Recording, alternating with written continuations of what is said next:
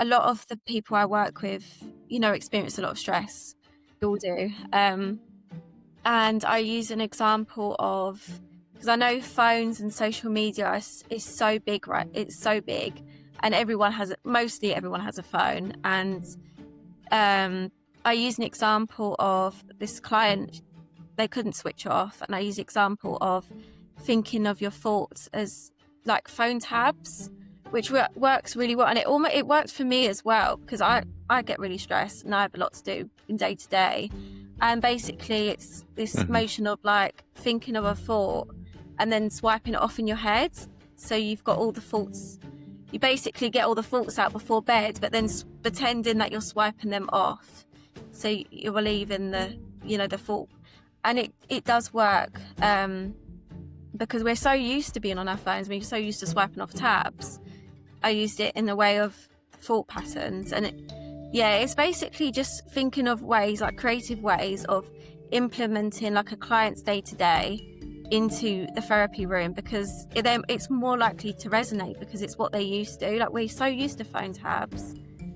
So it fits so naturally into what she was doing. This podcast is for informational and entertainment purposes only and is not a substitute for professional mental health advice, diagnosis, or treatment. Consult a qualified professional for your needs. Views expressed are those of the hosts and guests and not necessarily those of Meet Your Mental Helper Podcast LLC or its affiliates. We are not responsible for actions taken based on this content. Welcome to the Meet Your Mental Helper podcast. I'm Jim Weisbecker, the host. I'm also a licensed professional counselor in Arizona who loves to talk shop with colleagues. And when I do, I'm always amazed at how much knowledge they have. And I think to myself, they should have a podcast or they should be on a podcast. But they're not celebrities. They're counselors, therapists, psychologists, life coaches of all type who grind it out every day in our community to help us grow and to help us heal. Without further ado, let's meet today's mental helper. And welcome to Meet Your Mental Helper. Today we have Francesca Francis, a BACP-Registered integrative therapist working with both adults and young people across the UK. She blends clinical training and creativity and storytelling, focusing on identity, self-worth, and inner child healing. Francesca holds a 2-to-1 BSc Hons in counseling from the University of East London and is pursuing an MSc in child development at UCL, bringing experience from NHS and education settings. Her writing translates deep psychological ideas like the digital somatic link into accessible insights on people-pleasing, health, anxiety, and Gen Z after COVID-19. Through therapy and writing, Francesca helps clients reconnect with themselves and build resilient, meaningful lives. Welcome, Francesca. Thank you so much. So for people that are watching this podcast and meeting you for the first time, maybe kind of in your own words, just kind of tell us a little bit about who you are and what you do. Okay, so I'm Francesca. I'm a therapist and I work predominantly at the minute with children in schools. But I also have some experience and I do some work with adults as well. And I like to create writing on articles and different, mental health issues and try to make them unique and engaging. So people can get an idea, about what if there's something's going on in their life or if they want to reflect on how they feel, anything like that really. But I just kind of blend in a mix of different Sure. ideas into the articles. Yeah. What drew you into therapy in the first place? So I've never really knew what career path to go down. I wasn't very academic in school. My reports were quite low in general, which is quite weird me saying that because obviously now I'm doing a master's and I did a degree, but I just really like talking to people, and I grew up in a pub, really. I spent most of my time in a pub, and I was having these conversations with adults every Saturday. I would look forward to it, and I'd just sit and talk to them. And so when GCSEs came around and I had to pick my subjects, I went down the health and social care route, and I did quite well in health and social care. But again, that mental health aspect came up in there, and I was like, actually, this is something that I'm naturally good at and I actually want to do.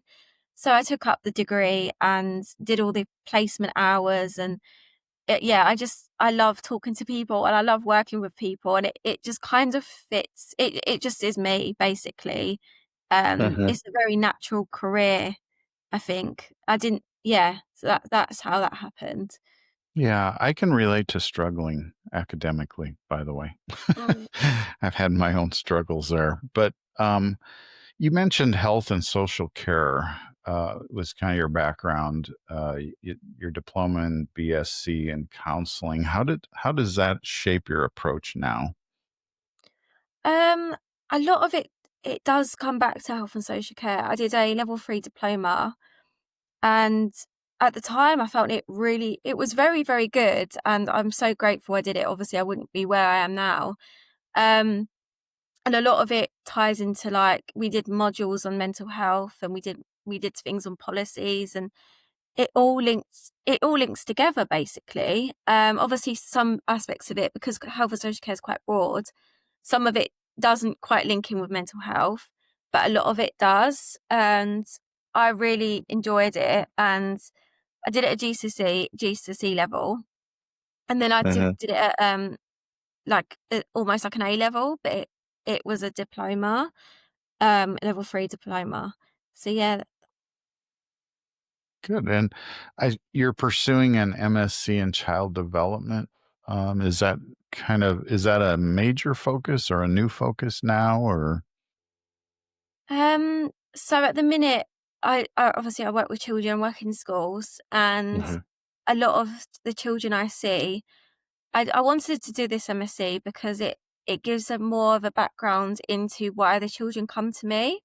So it's kind of like going into, like, psychology behind the mind, almost, looking at different attachment styles and everything like that, why they come into the room. And I think that will enhance my career because, I'm dealing with these clients and everything, but, we don't really know why they're there. Like, it's good knowledge to have a good background in child development, I think, in pursuing child counselling and any counselling, really, because a lot of it does come back to childhood.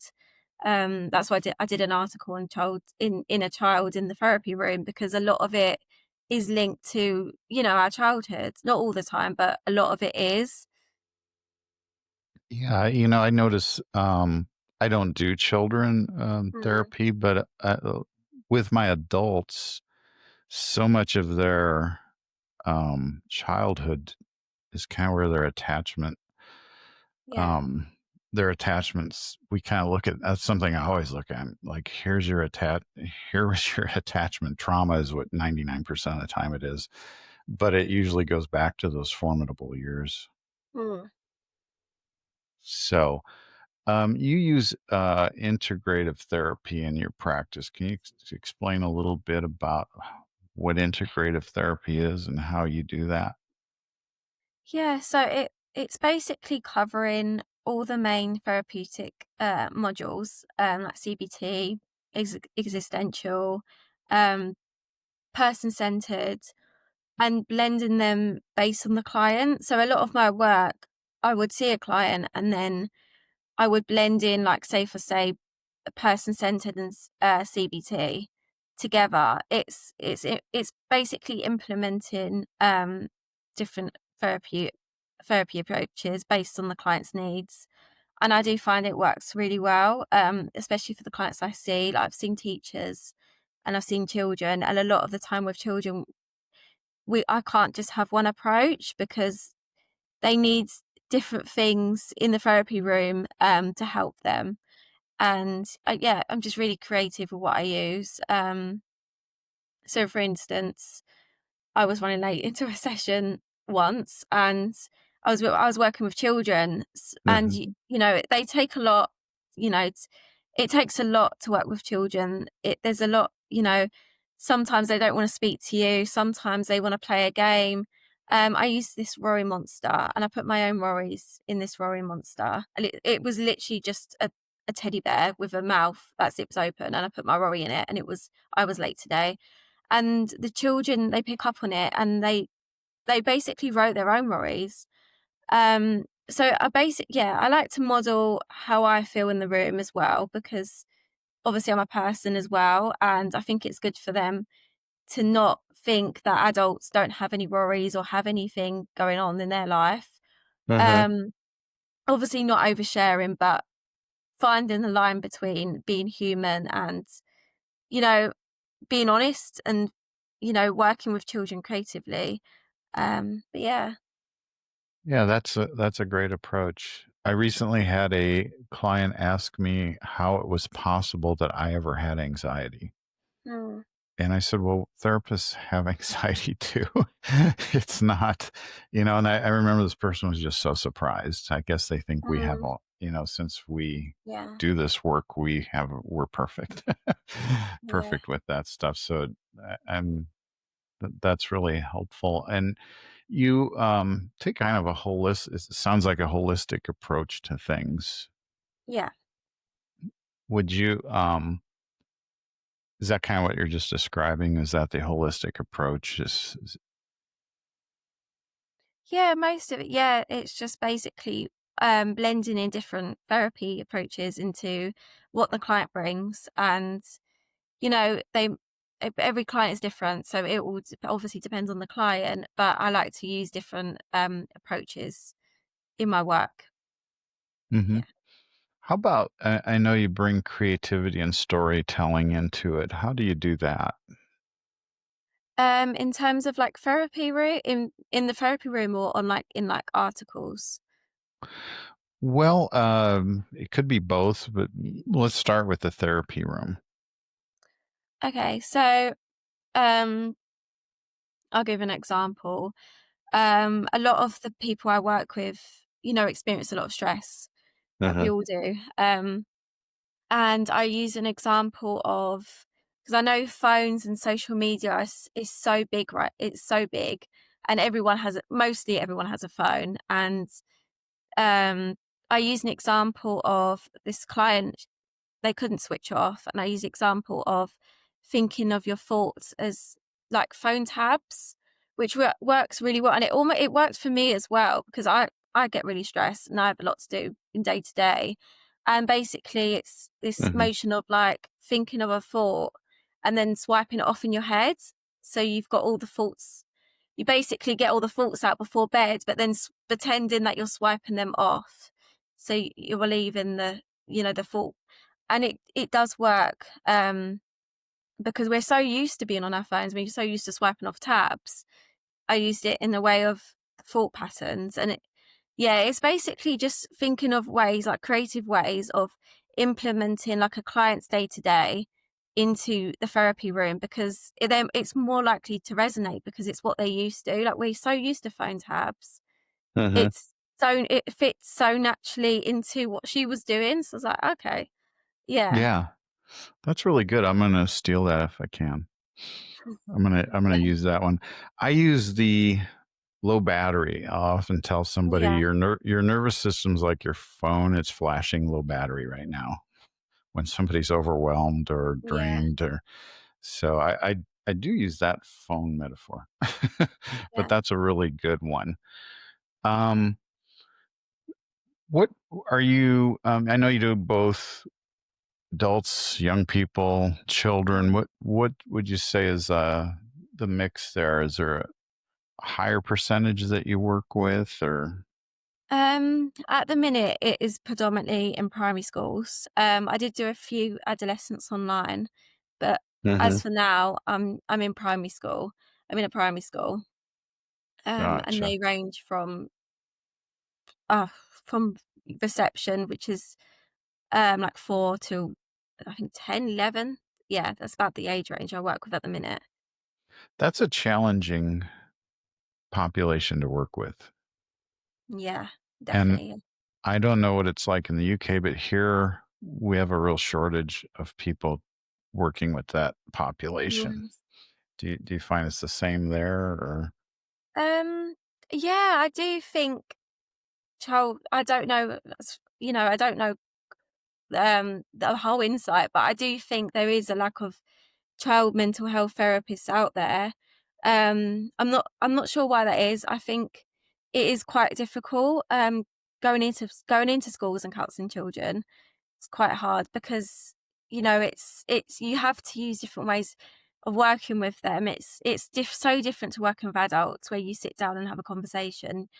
You're put in play with emotions almost, and that can be quite difficult. So yeah. How about interaction with parents? I often hear child therapists say that's probably the hardest part is talking to the parents.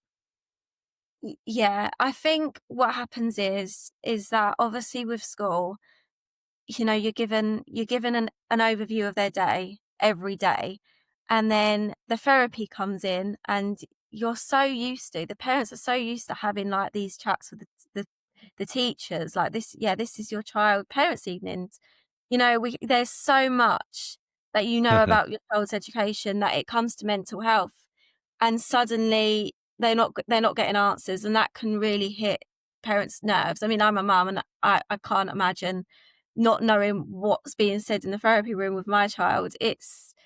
But Mhm. also it's boundaries, and the children that are coming there are coming for all different reasons, and we have to maintain that boundary of being like, actually, we can't say what your child's saying, which you know has mixed views.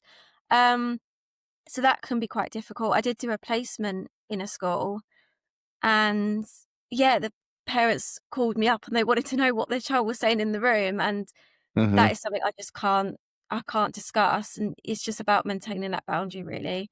And yeah, because it's very important for the child as well to have that safe space where they can share things without it being, unless obviously it needs to be escalated, without it being escalated and everyone knowing what they're Right. saying.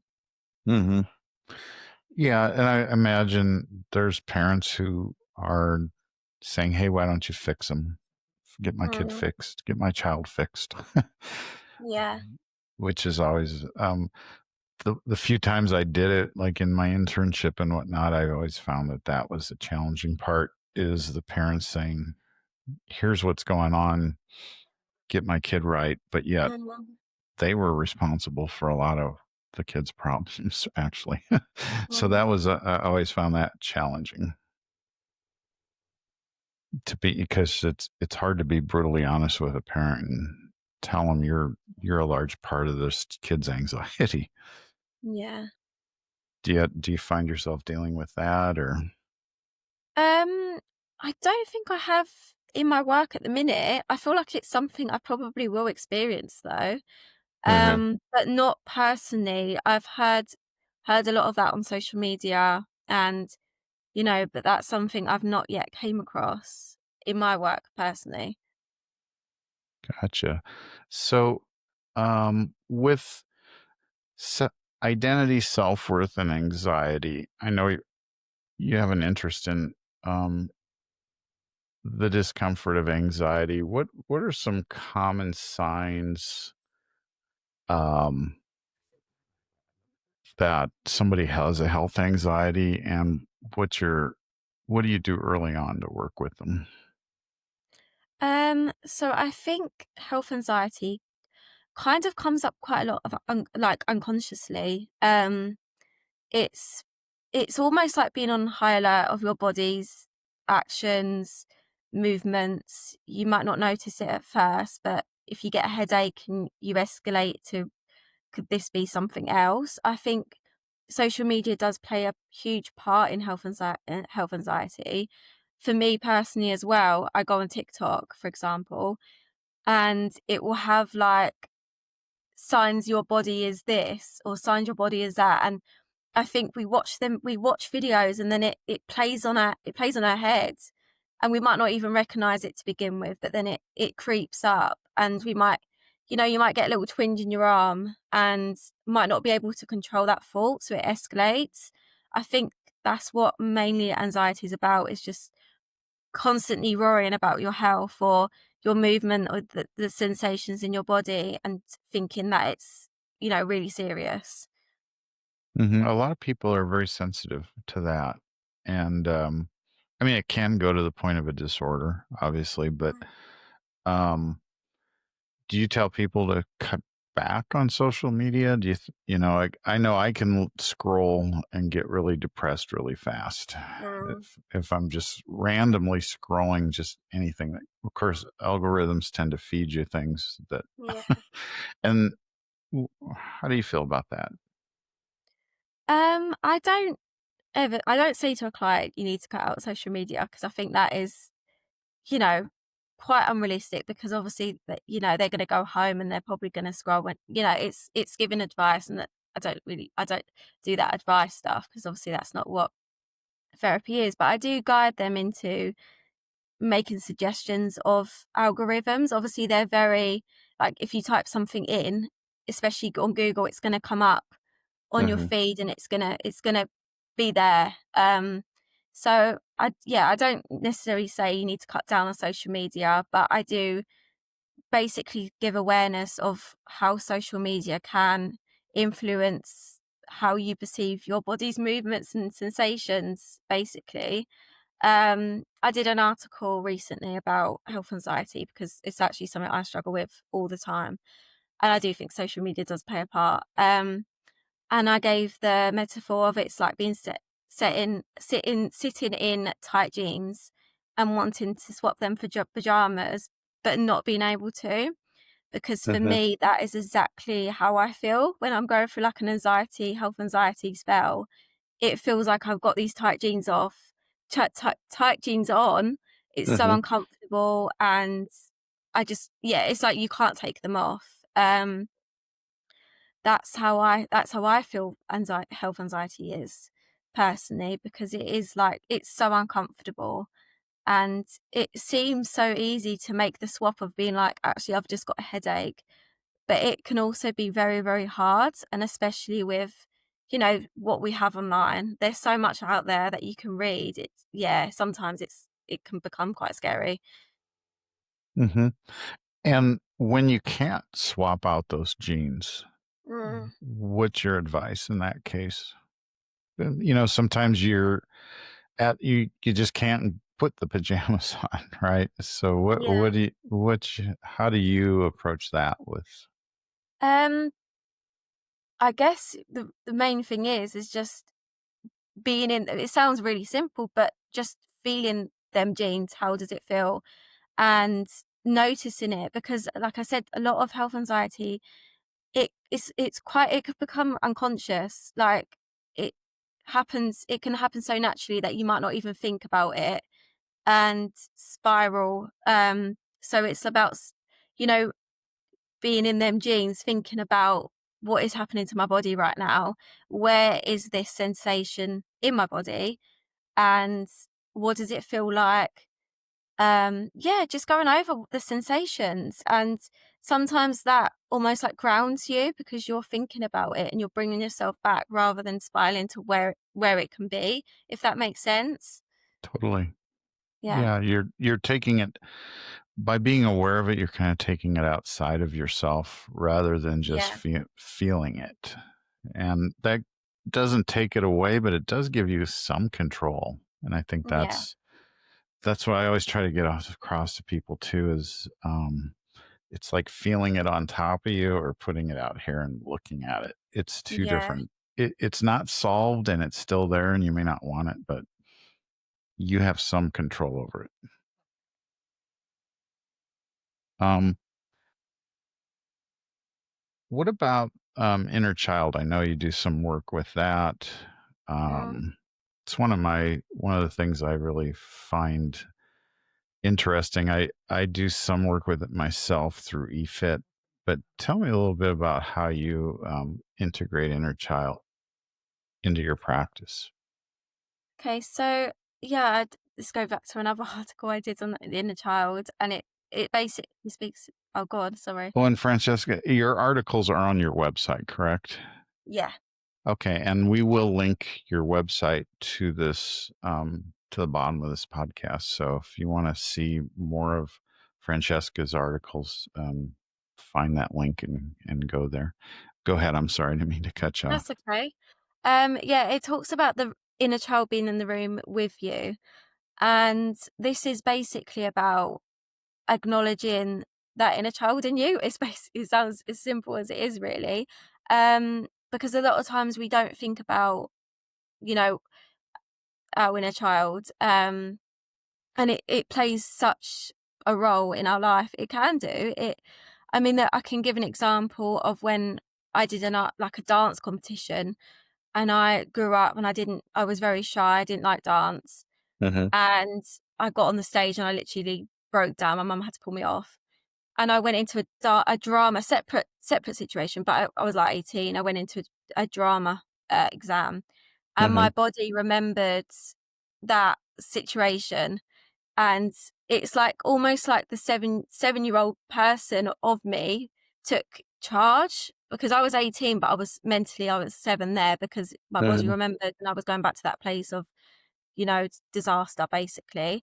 And yeah, I like to bring that example up because your body remembers, the past, and it's so important to bring it into the room, because it can unfold a lot about you, basically. And so that example, I never thought about it relating to my childhood, but then when I thought about it deeply and did some inner child work, I realized that actually the two and two go hand in hand. It's because I associated the room with what happened back when I was 7, and I never would have thought that.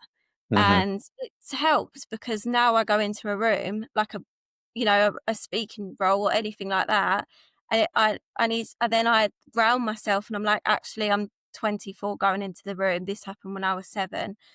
This is a new me, and that helps, because obviously you gain control again. Sometimes the inner child can be unconscious, and that was unconscious for me. I didn't realize that was linked, and then I brought it back to the inner child, and then I realized that actually, yeah, this is something I need to work with, and I did, and it does help. That's I a little love inner I love child that work. example. That's a great example. Thank you. It's a great example of how that thread to the past and how that 7-year-old emerges. And I do Yeah. a lot of that with clients. I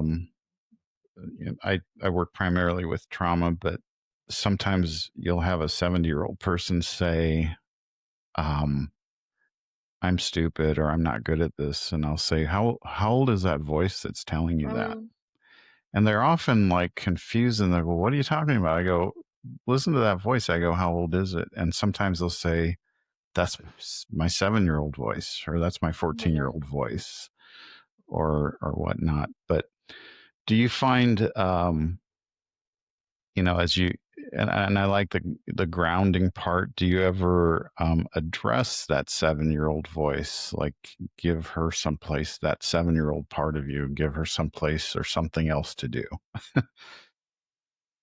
Yeah, I think like in the therapy room, going back to where that happened is really important, because you can see, what actually go through the experience. I went through that experience as a 7-year-old, and I realized that it was just because I was very, very shy, and it just absolutely terrified me.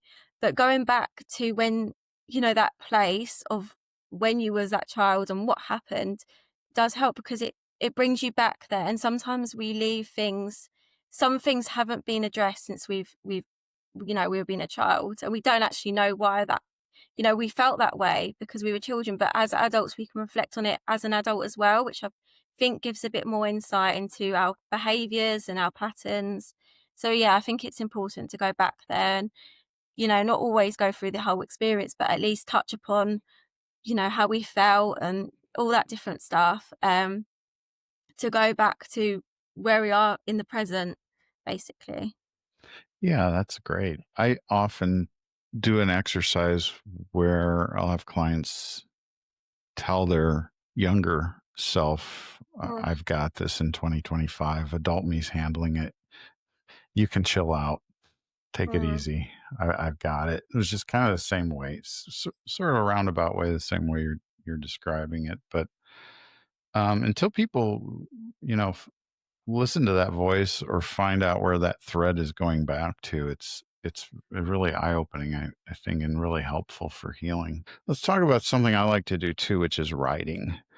Yeah. Um, it looks like you really enjoy writing. What about writing? What draws you to it? So I recently actually got into writing. I think I did struggle a bit when I had my daughter. She's one, and I did struggle a bit with postpartum depression. And I didn't really know how to go about it. Obviously, I'm a counsellor myself, but when you're in them situations, it's really hard for yourself to get out of them. I just started writing. I think late at night when she was asleep, I would just write. I just write how I feel about things, and it just kind of took off from there. Really, it's kind of like an expression. And obviously, I do mental health, so all the writing I do really is linked to mental health because that's what I'm passionate about, and that's what it goes back to. But yeah, it just basically stemmed from that. Gotcha. And there's a lot of research and studies on expressive writing now that Mm, show it is. And I actually have an article that shows 10 to 12 minutes of expressive writing does more for emotional regulation than like an hour of meditation. mm, So there's a lot of empirical studies that it's very healing. So yeah. um, but what are your so you started that way, but you're getting into some specific research topics. Tell me a little bit about what excites you when it comes to writing and mental Um, health. I just like to try to be a bit different with my writing, like the jeans metaphor.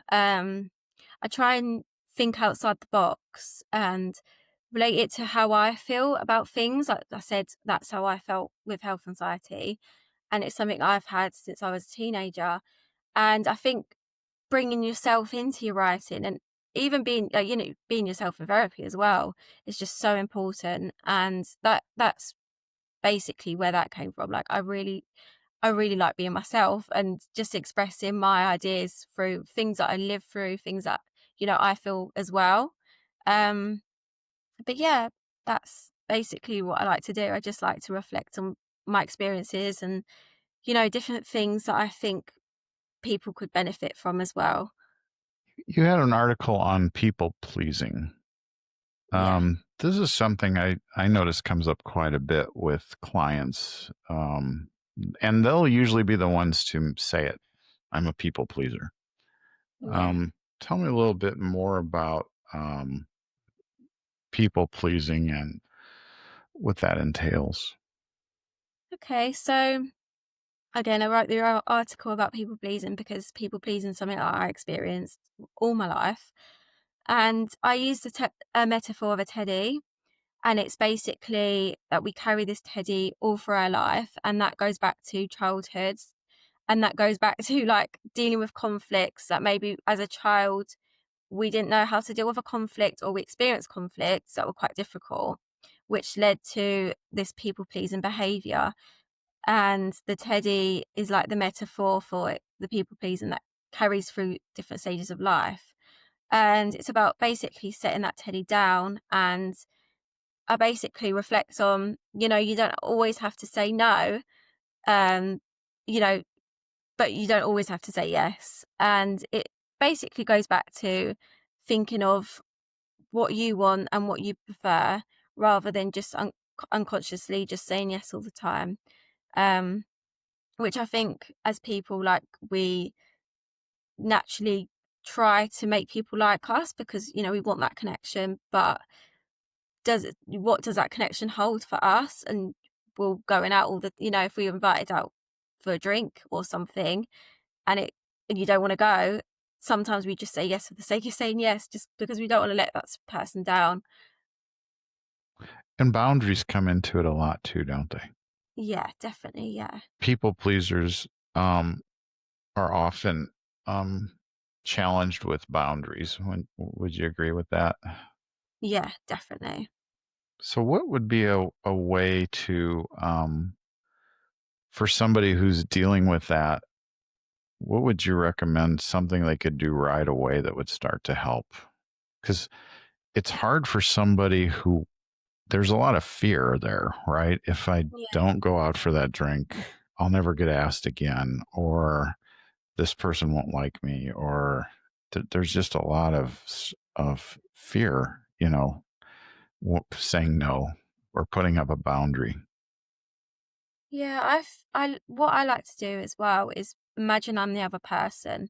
So putting yourself in that other person's shoes and being like, if a friend said to me they don't want to go for a drink tonight, will I think that they're never going to ask me again? If that makes sense, like flip the other shoe on the. I don't know how to say it. I don't know what the saying is, but basically imagine that you're the other person and they've just told you that they can't go tonight.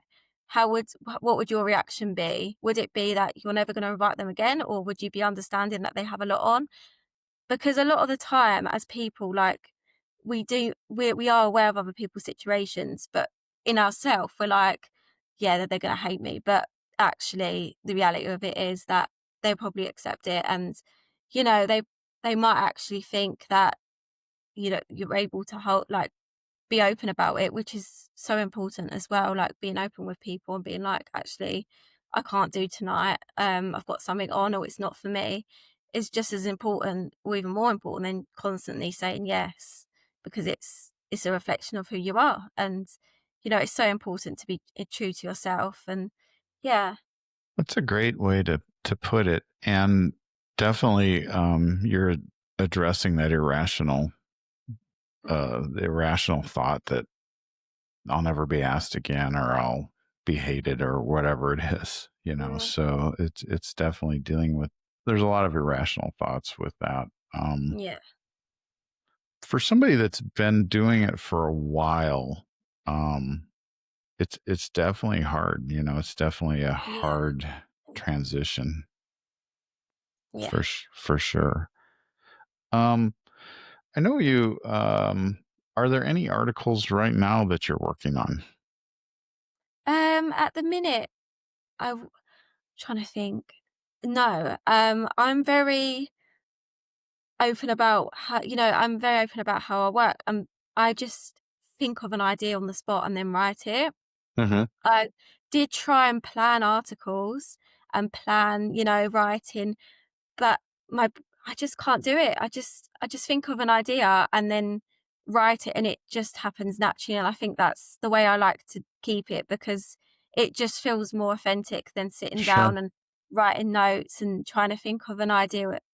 It just for some reason, it's better to come natural for me.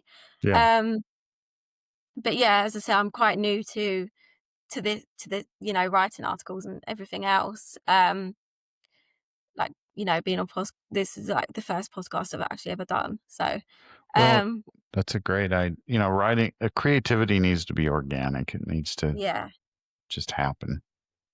Is yeah. there an article you recently wrote that you feel particularly maybe this is a weird way to say it, but fond of, some one that you really felt passionate about? Yeah, I did an article exploring Gen Z and COVID-19. And I wrote that because I'm Gen Z and I was affected by COVID. I just turned 18. And obviously, it's addressed in many ways the COVID-19 pandemic and how it influenced teenagers, how it influenced adults.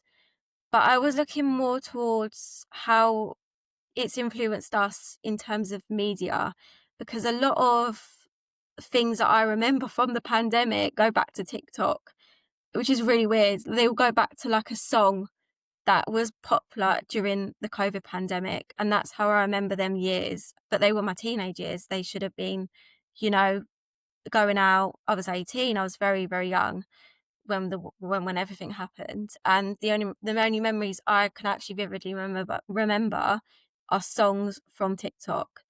So I think, yeah, I just kind of wrote about that and how social media played a role in the pandemic, because it was so big, Right. especially for our generation. How do you we're maybe 5 years removed from that. How do you see it playing out now? I mean, you've done well. You've embraced your life, moved forward, Hmm. successfully gone through a lot of education. How do you think though it's affected the Gen Z generation? I think confidence is a massive thing. Because we're at that age where you're meant to socialize and you're expected to go out and socialize, but it's kind of ripped away from us. So like things like going to jobs can probably feel more daunting for our generation because work was online, Zooms, everything, even like part of my training was all online. So even now, as even I go in the room sometimes, I'm like, wow, God, what do I say? Because I'm not used to that social in-person interaction. So I think it has had an impact on how our generation are socially. And I think it's created almost like this idea of sharing how we feel online rather than in person, Mm-hmm. which can't speak for all the generations, obviously, of all generations, Gen Z. But a lot of what I see personally on TikTok is our generation posting how they feel on social media, but then finding it more difficult to come to therapy.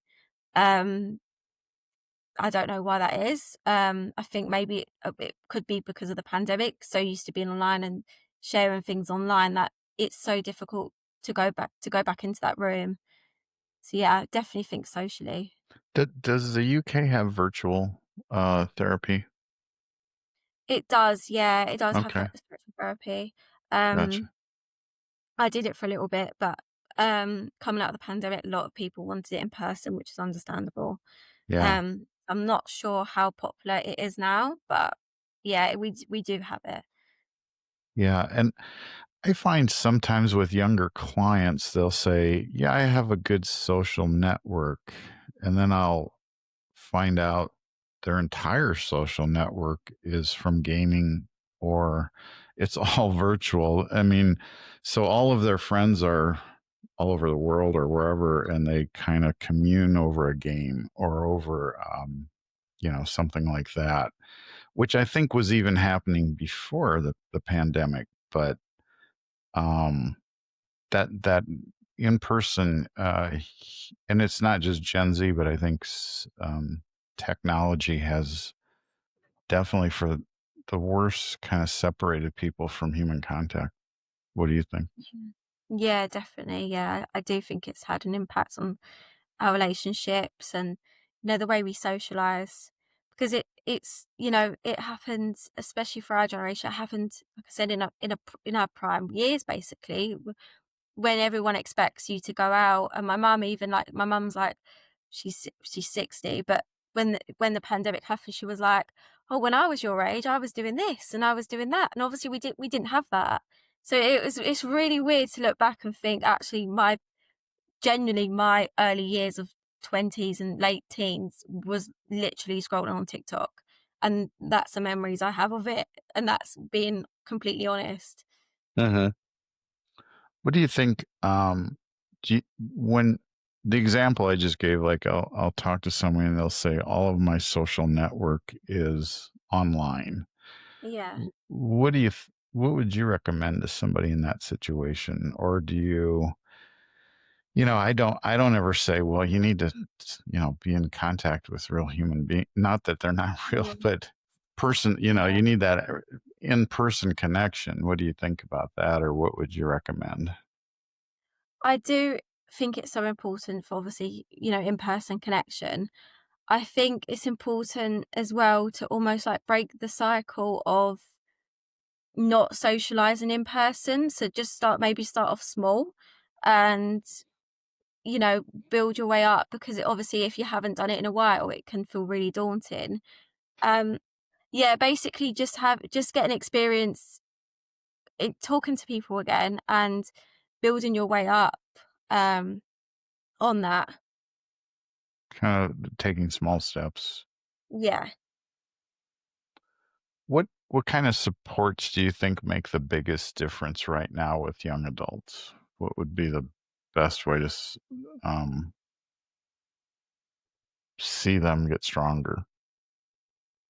Um, I know you just I think, mentioned taking some small steps, but yeah, I think just basically, um, being, engage like having more social events for young people as well. That's quite important because we don't really have anything in the UK that kind of like brings us together, and more awareness of it, more awareness of, how we were affected by things in the pandemic, more awareness of, how we are as a generation. I don't know, just going back to like, um just awareness of how how it basically has impacted us, and just more social events to bring us together, because I do feel like it definitely lacks that type of community feel in our generation, definitely. what is the digital somatic link? That's something that you work with. Um, was that going back to the article I did? Yes. There's Oh a yeah. like digital somatic link and body archive. Are those connected or are they two different things? I was basically trying to link the digital self, like, how we are on social media, to how we are in person. Because yeah, a lot of our self is on social media, and we've got this like portrayal of how we are on social media, but then we've got it can kind of be different into real life. So I was kind of trying to blend the two and be like, blend the two together, basically, like I did with the mind, the tabs. Hmm. Um, yeah. Um, is there anything I haven't covered that maybe you want to mention? No, I don't think so. I think I kind of covered everything. Trying to think to what I haven't said. No, I think I've covered the main things that I wanted to cover today. Can I guess one last thing I want to ask is that your BACP registered. What does that mean for your, what does that mean in your professional life? How does that help you? That just it basically means that I'm practicing at a ethical standard. So it's about maintaining ethical boundaries, making sure that, the notes are properly cared for, that we're not crossing therapeutic relationship lines, like, texting outside session hours. It's basically keeping ethical boundaries, which are obviously so important in therapy. You can't be a therapist without the boundaries, because it turns into a friendship, and it just becomes so unhealthy for both client and therapist. So it's basically a framework to, practice ethically. Gotcha. And what's the best way to contact you or to learn more about what you do, Francesca? Because I have a website at the minute. And It's we will Francesca, post it too. yeah, it's Francesca Francis Therapy. And I'm on LinkedIn, where I post my articles and post different things on there. But that's it for the minute. I'm looking at getting a room for therapy sessions, but I haven't got quite done that yet, because I'm in schools at the minute, and I've only just really started coming back from having my baby. But yeah, that's where you can find me. Gotcha. And are with school, are you studying for a higher degree at this point or just working in schools or both? I'm studying the masters in child development, and Well, then that's working right. with children. Yeah. How far do you have in that program? Is there 2 years. Sorry. okay. Yeah, it's a part-time one, so it's like spread out between 2 years. Well, you're very busy with a 1 year old, Yeah. studies, career. Um, how do you balance all of that, especially with a little one? It's hard work, to be It completely is. honest, as you Hmm. can imagine. I Sure. just obviously I have to I do self-care. I love walking. I walk everywhere. You just you basically just find a balance. That's what I do. I just find a balance. I have university on some days, dedicated to my studies, and then I have work. I don't mix the two together, because they will crash, and my head will spin. Right. Daughter-wise, um, it's hard. I mean, she's very little. She's 1, and it's hard to be honest. To be a parent, this lack of sleep, and then work. It's hard work. But a lot of mums, we go back to work, and we just carry on, and it's just basically just finding a balance between, the 3 of them actually. Yeah. Mm-hmm. Yeah. And I don't know. I just sense you have a lot of energy. Would that be safe to Yeah, I say? do. Yeah. Good. Well, I'm glad you're putting your energy to helping people. Where do you see yourself 5 years from now? Hopefully in a private clinic, having private sessions. I would love to have a private practice, which I know takes years to build. But I'm really hoping that is like long term, and have a master's, and I might do a doctorate. I'm not too sure yet, but in terms of, I just want to have a private practice in a room, and yeah. I bet you will. I bet you will get a doctorate. That's Yeah, my thanks. prediction, only having met you shortly. Oh, thank you. If anybody's going to get one, I bet you would. So go for it. If I think that it's great to have people like you in this field helping. We call it the helping profession, helping others, and the work you do is so important. And it's just been great talking to you, Francesca. Thank you. You as well. Thank Is there you. anything before we leave you want to leave our viewers with? Any? Yeah, obviously, like, if you need professional help, always seek it, because we are here to help you, and we're fully trained, and whatever you bring, even if it's something really small, and even if you start off really small, it's so important to look after yourself mentally as much as it is physically. So true, so true, and sometimes starting small is the key. Yeah. So, well, again, I appreciate you're doing this, and maybe we can do it again sometime. Yeah, And I will definitely. link ways for you to get a hold of Francesca. And again, thank you so much. I know you're doing this after a long day of work, and really appreciate you being on the Meet Your Mental Helper podcast. That's okay. Thanks for having me on. It's been really nice. You bet. Take care, Francesca. See you later. I hope you enjoyed that episode of Meet Your Mental Helper. I learned a lot. I hope you did too. If you'd like to learn more about our guest, you can find them on our guest directory at meetyourmentalhelper.com. You can find their social media links to follow them, and also ways to directly contact them. If you would like to be on the podcast, join our Meet Your Mental Helper network. And we have several memberships that support the work we do, that allow unknown experts to be seen. Look forward to hearing from you soon, and see you at our next podcast.